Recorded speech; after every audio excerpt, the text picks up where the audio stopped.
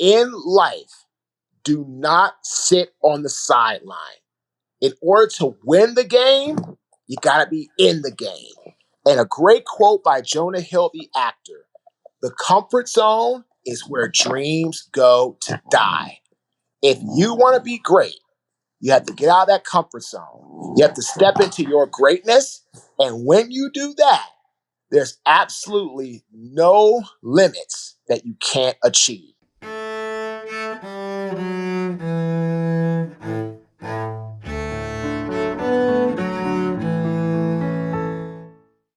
Hi, I'm Joe Templin, author of the Amazon Kindle #1 new release, Everyday Excellence and Human Swiss Army Knife. This is the Human Kaizen Podcast, a conversation with interesting individuals that embody excellence and will help you to get better today. Our sponsor for the Human Kaizen Podcast is Gateway Financial Advisors. I've known the leadership of Gateway for I don't even know how many years, and they can help to protect your stuff, your business, and your family. They can also help accumulate for education, retirement, and most importantly, make sure that you have a plan in these trying times. Check out Gateway Financial Advisors. My guest today, I'm so excited about this one, is a Howard University alumni, former National Football League offensive tackle and center. Post-retirement, though, he's really gone nuts and done some great stuff. He built a successful business, which imploded because of his choices, and he'll freely admit that. But then he worked on himself, ladies and gentlemen, and rebuilt his entire world. He is basically a Johnny Cash-esque redemption story. He's the host of the Get Authentic podcast. He's a speaker, coach, consultant, and a hell of a good man. My friend, Marques Ogden. Marques, brother, welcome. Thanks. How you doing, Joe? And I actually know Shane and Gateway Financial very well. I actually met Shane through my other podcast I had a while back, and he's a really good guy and really great brand. So that's a really good sponsor you got there. Gateway Financial is a good organization. Glad to hear it. Glad to hear it. Shane will be glad to hear that too. Thank you. So what are you reading or learning right now, man? You know, I'm actually reading a book on marketing. It's called The Marketing Machine, and I'm almost finished with it, talking about how you need to approach the marketing tactics and get in front of people that you want to get in front of to help your business and help your product have the best chance to actually have a successful into the market entry point. Awesome. Do you remember who the author of that is? Because I'll put that in the show notes for everybody. No, I don't remember. It's two people that are the authors. I'll have to look it up and let you know. But it's a co-authored book. They did a really nice job with this and that and different opinions and points of view. So they did a really nice job. Oh, so you're actually getting different perspectives on it. So it's like having both eyes, so you can get the depth perception and see multiple sides, multiple facets of the problem and the approach. That's really cool. And besides, we can just Correct. GTS. Google that stuff. Very much so, my friend. So yeah, absolutely. Yeah. Anybody wants to find out marketing, strategy, approach, they should definitely check that out. Will do. Sweet man. So bring our listeners up to speed, because not everybody is a football fan. Not everybody is aware of your background and your journey. So can you give us a little insight as to who Marques Ogden was and is? Yeah, Marques Ogden was a former athlete that played football at Howard University. Then I was drafted in the National Football League by the Jacksonville Jaguars, played for the Jaguars, Ravens, Bills, Titans, had a phenomenal career, really enjoyed it, had a lot of great things happen. And then Marques Ogden was also a businessman after about 6 months of addiction, alcohol, nightlife, gambling, painkillers. He started Caden Premier Enterprises, which became the largest African-American owned subcontracting company in the city of Baltimore in the state of Maryland for 2 years. And what happened is Marques then became very arrogant, very egotistical, became very tyrannical and a dictator. And he lost his company and everything he owned in 2013 and had to move to Raleigh with $400 to his name.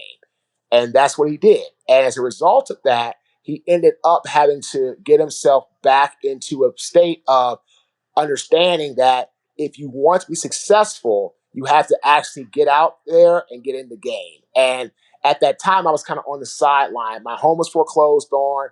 Both cars repossessed in the same day. I was kind of living a life of like, ugh, I don't want to get in the game. And then was working for Merrill Lynch, was fired from that job, all my fault.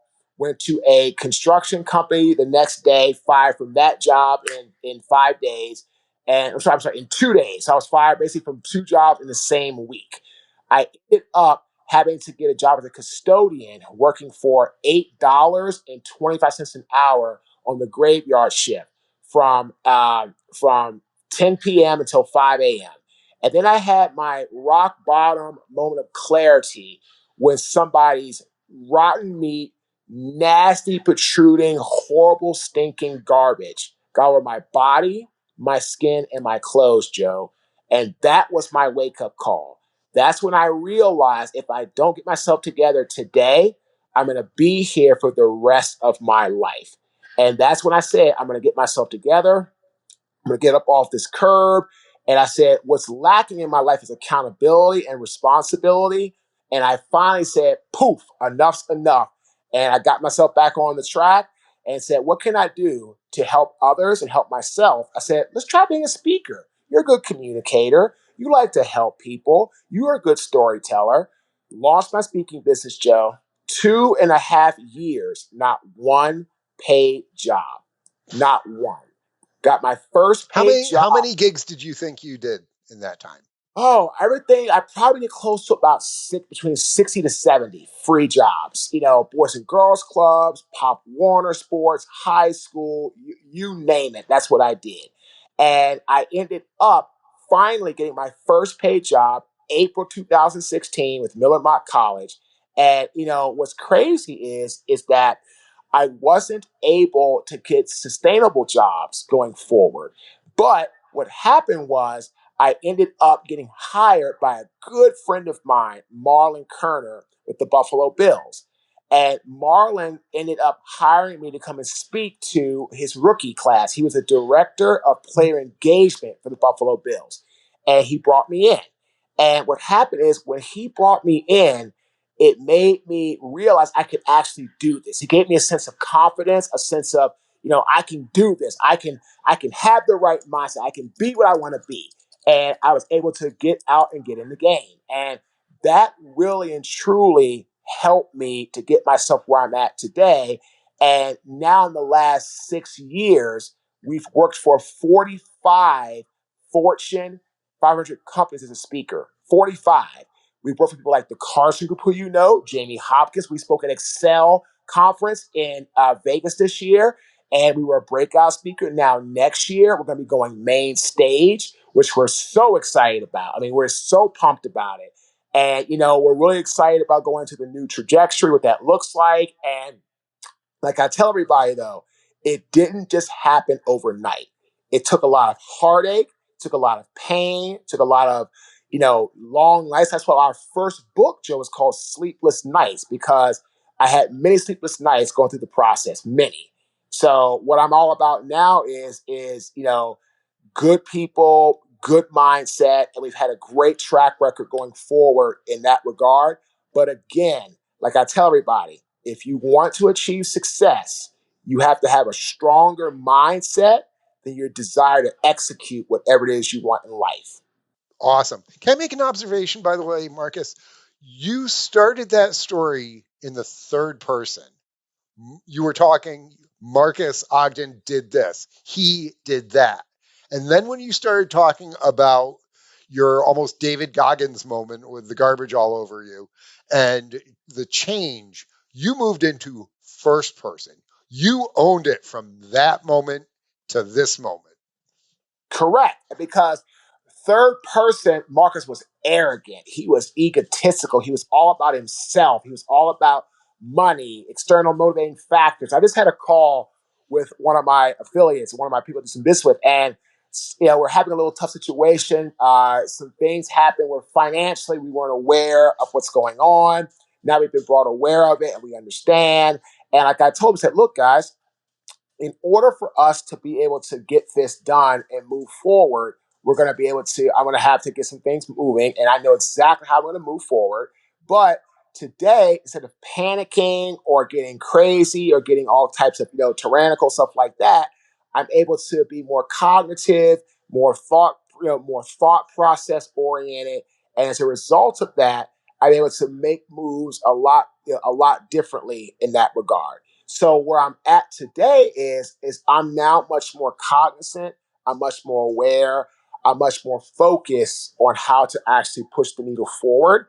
And I don't get emotional anymore. I just look at things, I analyze things, I come up with solutions, And I tell people all the time, if you aren't having cognitive stimulation, then I feel you're always going to be waiting for somebody to tell you what to do, which is going to cause you what? Problems, heartache, and pain. And one of the things that you said there is you don't get emotional, but you still obviously maintain the passion. You are back in the game with that athlete mentality. And so that requires, not letting any one particular play affect your play for the rest of the game. Right, because it's like I tell people, focus on the long game. Focus on what you want to achieve. You know, don't focus on the day-to-day grind. Enjoy the grind, enjoy the process, but don't focus on it. If you focus on the day-to-day grind and you feel you're not achieving what you want to today or achieve what you want, tomorrow, then what happens is you start to get a little bit unfocused and a little bit just off track with what you want for the end result, for the end game. And I tell you all the time, you cannot allow the day to day to take you off track from the overall perspective of what you want on for the long game. So talk more about your long game, my friend. Where are you going with this? So my long game right now is to create a brand where we're able to help as many people as possible with our content, with courses, own parts of businesses that make sense.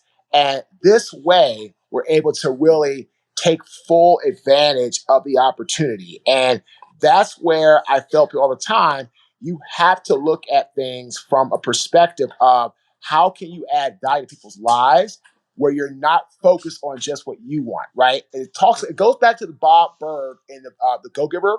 One of the laws, Bob says, is the law of influence. When you abundantly put other people's needs before your own, you influence them for the better. And that's what I try to do right now with my life. So we're working on our podcast. We're working on trying to do some online courses. We're working on trying to streamline everything to where we're able to get where we want to go for the long haul. So let's talk about your podcast a little bit because you brought me on as a guest there. And I have to tell you, that was one of the tightest podcasts I've ever been on. You just knew exactly what you were doing, where we were going, what was going on. You were spot on. It was almost like you were playing in a game, an NFL game, because you knew exactly what you had to do. You executed to perfection. And it was obvious it was not the first or 15th or 50th time that you had gone through this, whether it was actually doing them or pre-playing in your head. So talk about your podcast, please. Yeah, Joe, the podcast is called Get Authentic with Marcus. And the whole purpose of our podcast is to have authentic people sharing authentic stories. And what we're all about is just the theme of that. It's not just about athletes. It's not just about people like yourself that are mathematicians or experts when it comes to business or executives or corporate leaders. It's not a one type of person podcast. The only theme is we want people that have authentic, inspiring stories. When we're able to get that into the grasp of what we're trying to do, then we're able to what? Reach the masses. So we really care about our guest stories. We care about what they've gone through, their trials, their tribulations, all that kind of stuff. Because in reality, what we're really trying to focus on is the ability to impact our audience through stories, metaphors, trying to help people what? Get through hardships adversities, hard times in their lives. And from doing podcasts, just, do you feel a little selfish about it too? Because we get a chance to talk to all these incredible people and learn things. It's better than Google. It's almost like a Rolodex where we get a chance to talk to people who have done incredible things. They might not be famous. It might be, that special needs mom who's had a kid with cancer that has gone through things and developed tremendous resiliency. And we get a chance to listen to them and interact with them and draw from them. And that's exactly what our show is about. You summed it up in a great statement. It's about people who have great stories. That's it. That's what it is. Because I don't care if you're an athlete, if you're a celebrity, if you're famous. That doesn't excite me, right? We interviewed Michael Strahan, Joe Namath. It's awesome, right? But we also interviewed Joe Templin. We've also interviewed Tim Engel. We've also interviewed Misty Buck. Those people excite me the same way because every one of them has a story.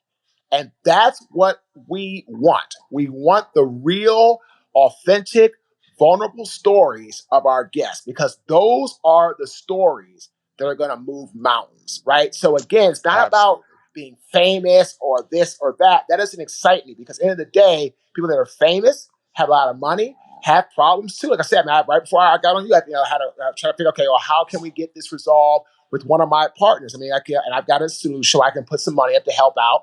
No problem, right? Because we didn't know. Now here we are. But again, like I tell people, you have to be willing, right, Joe, to share those stories. Like when I go and speak, I share my story. Like my clients, I'm doing a speaking job at Lindenwood University in St. Charles, Missouri. And my client said, hey, Marques, talk to me what we're going to talk about. It's going to be a culture, marketing, sales talk. I said, well, culture is all about the aura that you can't see. It's not going to show up on a profit and loss statement. It's not going to show up on a revenue spreadsheet. But if you don't have a strong culture, all of your numbers will not be good, period. Then bring in that piece about marketing and sales. How can you be able to equivocate, right? And take charge and move down the path that you want by being able to what? Connect with people, build trust with people. That's all sales is. It's the ability to create and get people to trust you and want to what? Do business with your product and or your service because they know that you are a person of character. Aristotle said 5 keys to succeeding at sales: character, emotion, reason, metaphors, and be concise. And you know what? I knew you were going to bring Aristotle into this. Thank you for doing that, my friend. So, one question that I have for you, though, is how did Aristotle become your favorite philosopher? He became my favorite philosopher after hearing he taught Alexander the Great. But what was really interesting, he was taught by Plato, right? Then he turned around and taught Alexander the Great. See, taught, right? He didn't just be taught and do what? Keep everything for himself. He didn't do that. He was taught, then he taught somebody that became what? The greatest conqueror in ancient history. These are the type of people that I respect because when you're trying to train your mindset, first thing I say about training your mindset, T is teach or be teachable. If you're not teachable, if you're not somebody that can actually learn how to what? Take information, take criticism, process things, move forward, you will fail. It's not a question of if, you will fail. Okay? Huge. So again, that's a really big factor. That's a really big point. Plain and And I'm simple. glad that you emphasized that. Thank you, my friend, because the entire idea behind the Human Kaizen podcast is that we can always be better. It might be incremental, it might be tiny little bits, but we can all be better today than we were yesterday. And the best way to do that is to learn from others because we don't have enough time in a day. We have too many things going on. Better to borrow brains from other individuals, as Henry Ford would say, or the experiences of others, as General Mathis would say. I agree, because here's the thing. People's experiences can do what? Shape your life for the better, for the worse. If you're hanging around the wrong people, it can shape you for the worse. You hang around the right people, learn from the right people, it can shape you for the better. The great thing about life, God gives us this to everyone: free will.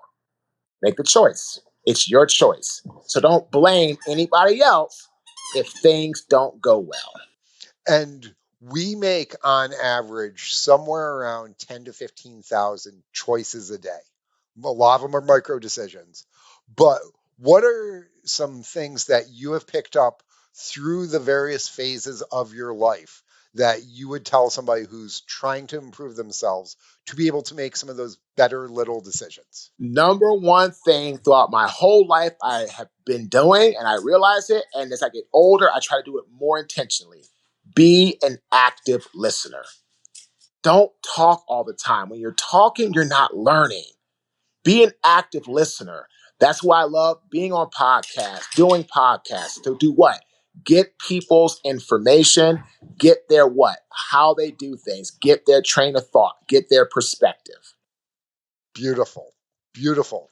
So, with where you're going and what you're doing right now, is there anything that you want to share? Any calls to action for my listeners and hopefully your listeners? Call to action. In life, do not sit on the sideline. In order to win the game, you got to be in the game. And a great quote by Jonah Hill, the actor: the comfort zone is where dreams go to die. If you want to be great, you have to get out of that comfort zone. You have to step into your greatness. And when you do that, there's absolutely no limits that you can't achieve. So, again, call to action for your listeners: get in the game and don't be afraid of stepping out of your comfort zone, because the comfort zone is where dreams go to die. Love it. Love it, brother. That is, you know what? That's probably a great place to close this off simply because it is so powerful and reflective of who you are as an individual. So, once again, the Human Kaizen podcast has been brought to us today by our mutual friend, actually, Shane Westerholder, and the people from Gateway Financial. I want to thank them. I'm Joe Templin. Be excellent and grow today.